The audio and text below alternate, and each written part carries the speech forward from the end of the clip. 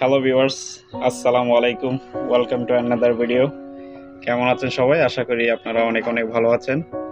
আমিও আপনাদের দোয়ায় আল্লাহর রহমতে অনেক অনেক ভালো আছি।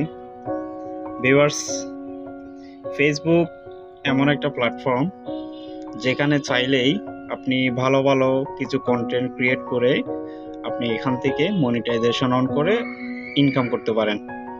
নর্মালি হয়তো এই জিনিসটাকে মানুষ অড হিসেবে দেখে, সবাই এটাকে ভালো চোখে দেখে না। কারণটা হচ্ছে যে ফেসবুকে ইদানিং বিভিন্ন ধরনের ফানি ভিডিও এবং আজাইরা কিছু কন্টেন্ট বানানোর কারণে ফেসবুকটাকে আমরা টোটালি ইউজলেস করে ফেলতেছি, ভ্যালুলেস করে ফেলতেছি।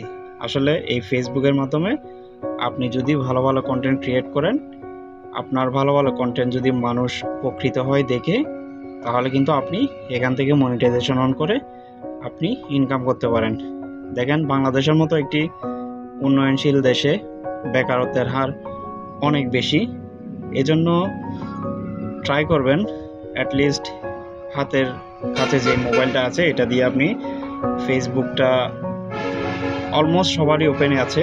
এই ফেসবুককে আপনি কাজে লাগিয়ে ভালো ভালো কোনো একটা কন্টেন্ট ক্রিয়েশন করে, উপদেশমূলক হতে পারে অথবা কোনো গান, গজল, নাতে রসুল বা কোনো একটা মোটিভেশনাল স্পিচ বা যেটাই আপনি ভালো পারেন, যেটাতে আপনি পারদর্শী, সেটাকে আপনি কাজে লাগিয়ে আপনার প্রতিভাকে মানুষের কাছে পৌঁছে দিন।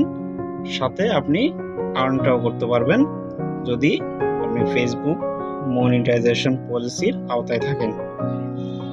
ফেসবুকে পজিটিভ হিসেবে নিয়ে আপনি যদি কাজ করেন, তাহলে আপনি অবশ্যই একদিন সফল হবেন। তার জন্য আপনাকে কনসিস্টেন্টলি একটা ধারাবাহিকভাবে কাজটা করে যেতে হবে। যেই কাজ করবেন সেটা কন্টিনিউ একটাই করার চেষ্টা করবেন, তাহলে আপনারা অবশ্যই একদিন সফল হবেন। ভিউয়ার্স, প্রত্যেকটা মানুষ জন্মের পর থেকে সৃষ্টিকর্তা প্রদত্ত, মহান আল্লাহ প্রদত্ত একটা না একটা প্রতিভার অধিকারী হয়েই থাকে। আগে নিজেকে বুঝতে হবে যে আসলে আমি কোন জিনিসে পারদর্শী, কোন জিনিসটা আমি সবচেয়ে ভালো পারি। এটা আমি নিজেকেই বুঝতে হবে, নিজেই রিয়েলাইজ করতে হবে। যে জিনিসটা আমার কাছে ভালো লাগে, যে জিনিসটা আমি খুব সহজেই করতে পারবো বলে মনে হয়, সেই জিনিসের উপরেই সবার ফোকাস দেওয়া উচিত। জোর করে কোনো কিছু নিয়ে, নিজের উপর নিয়ে বোঝা হয়ে সেই কাজটা করা কোনোভাবেই উচিত নয়।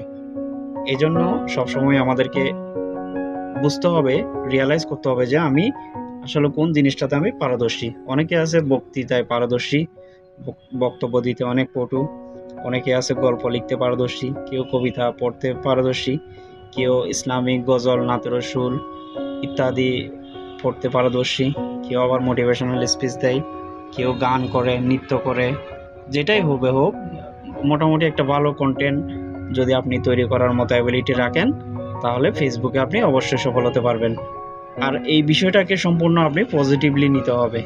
দেখেন, প্রত্যেকটা প্ল্যাটফর্ম কিন্তু মানুষের বিনোদনের জন্য, মানুষের সুযোগ সুবিধা বাড়িয়ে দেওয়ার জন্য, মানুষ যাতে এই প্ল্যাটফর্মগুলো থেকে নিজেও ইনকাম করতে পারে এবং অন্য কেউ যেন উপকৃত হতে পারে, এই জন্য কিন্তু এই প্ল্যাটফর্মগুলো করে দেওয়া হয়েছে।